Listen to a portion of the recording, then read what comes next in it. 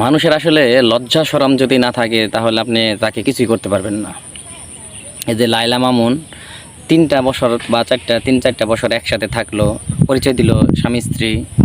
হ্যাঁ, লায়লার মা সে বলল যে আমার ছেলে এখন এই লায়লা আমার বৌমা এখন তিনি আমার ছেলেকে শাসন করতে পারবে, এই করতে পারবে, এই করতে পারবে, সেই করতে পারবে। হঠাৎ করে এখন আবার লায়লার বিরুদ্ধে কান্নাকাটি, অ্যাকশন নেব, এই করব সেই করব। যখন লায়লা তোমার ছেলে যখন টাকা আইনে ঘর বাড়ি করাইছে বা এইটা করছে সেটা করছে তখন মজা লাগছিল, এখন লায়লা খারাপ হয়ে গেছে গা।